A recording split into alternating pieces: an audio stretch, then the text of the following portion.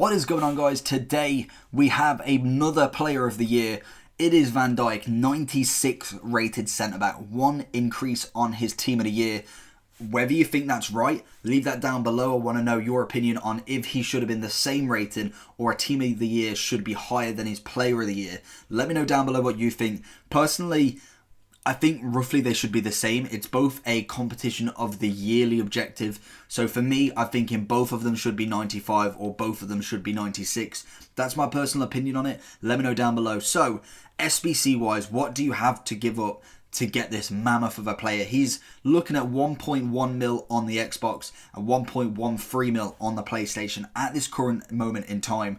Very, very big price, but to be honest, 1 million coins for this card, you can't really complain. You're probably putting in the same amount for Prime Moment Maldini, who again is at such a level. This card is incredible. Whether you'd want to whack that in on an untradeable, that is always the question, as obviously team of the season is around a corner and this one could be cheaper, and I believe his 95 rated team of the year, it started to rise back up a bit. It was about 880 during the day. Now it's rised up back to 940, so it still drops under a mil, which is absolutely crazy, as that card still is phenomenal. But massive hype around this card. The SBCs you're going to have to do is a Liverpool team with an 87 rated, 70 chem, 2 informs, and 2 Liverpool players as a minimum. Every SBC... or in fact, no, Sterling was every SBC was 70. You've got a 70 on this one that will give you a 100k pack. You've then got the Premier League one, which is 3 minimum Premier League players, 2 informs, 87 rated, 75 chem, and you get 55k pack back from that. Then you have the Netherlands SBC, again 2 minimum Netherlands player, 2 informs, 87 rated, 60 chem, so that one gives you a little bit of leeway as well. 50k pack for that one, and then you get the 85 rated squad, which requires an inform and 80 chemistry. So again, that's a bit of a more kind of linked based SBC. You get 45k pack from that, so that totals, what is that, 250k worth of packs. Again, you're looking at a quarter of the packs back. They did exactly the same with Sterling. If you pack someone big, obviously then you're laughing, you're absolutely creasing yourself that you've managed to get Van Dijk for very, very cheap. But the likely chance of getting that are 4 packs.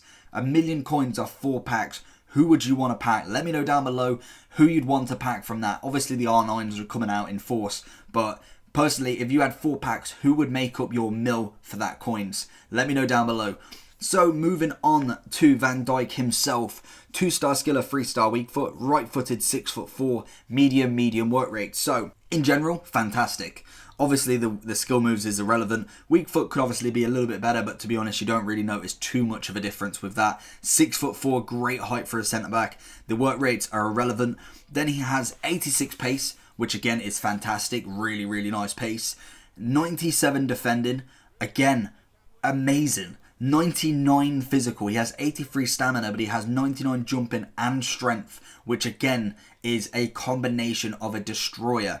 Then he has 99 shot power, which again, long pass 99, 97 shooting. The guy is so comfortable on the ball. 99 composure, wow. This guy has got the stats for a centre-back. What you'd actually want to put on this card as a chem style is a bit harder. I would personally rock with either a catalyst to get that pace up, as to be honest, Shadow really doesn't do much for his defending bar from really top it out at 99. But I think you definitely need some pace. Whether you'd want to go with, what was the other one? You could go with, I suppose you could go with Anchor, but that really doesn't do much. So the Catalyst will give you 95 pace, 93 passing. Shadow would give you 98 pace and 99 defending. Personally, why not? Top is defended out, top is pace out. You can't really complain. That card then is just unreal. 98 pace on a centre back. That is scary good.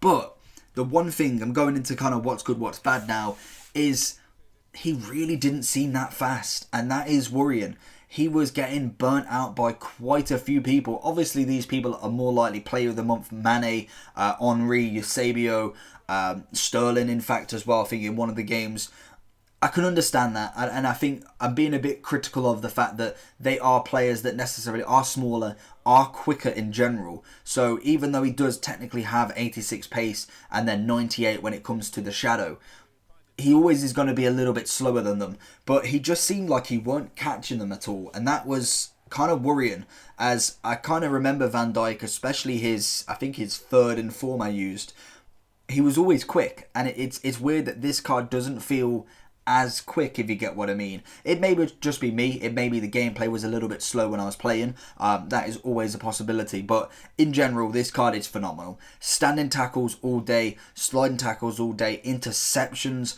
everything defensively is top class. And you'd expect it. You're putting in a mil for a centre-back. I'd expect the very, very best. And that is what you get, to be honest. You can't really complain at this card. I think a mil SBC is definitely worth it, and I think most definitely they got the price right with both of these players. And in general, he's just a very fun card to play with. Very, very nice in general. Endgame material easily. Obviously, like I said, he'll have a team of the season that more than likely will be a 95 rated, as I don't think they'll put it higher than this one. If they do, I think it's a little bit of a con, the fact that they've brought the SBC out and then getting a higher rated, but I really can't see that. I think it's going to be 95 rated, and I can imagine it will probably have a little bit better, a little bit worse stats than his team of the year, but I can imagine him to probably sit around the 900 to 850k mark, depending obviously what this team of the year does from now until the Premier League team of the season. If it does drop out a little bit, obviously I think the other one will as well, but you're going to get it cheaper. So whether you'd want to wait and get a team of the season that probably could cost you around about 800 as a really minimum if you can get him as a snipe, or you go for this absolute beast of a 96 Van Dijk and go for that one. And just to check, actually, 1, 2, 3, 4, 5, 6, 7, 8, 9, 10, 11. This is his 12th special card of the year. 13 including, obviously, the team of the season. And then he's still got man of the match card. I said that wrong. Man of the match cards to come, obviously, with his remaining Champions League if they do manage to get through. So what a season. I don't like Liverpool in general, and I will always say that, but you've got to respect how well Van Dijk has done this year. Very, very nice card on the pitch and on FIFA. Very enjoyable just all round when it comes to centre-back play. And in general, a 10 out of 10, easily. You can't argue with that. You're paying a mil. You'd expect a 10 out of 10 at the very least, and that is exactly what he is. The defending is phenomenal. You can't really argue with that. Pair him with someone like Prime Maldini or Team of the Year, either Ramos or Varane. You've got a winning centre-back partnership there. Absolutely incredible.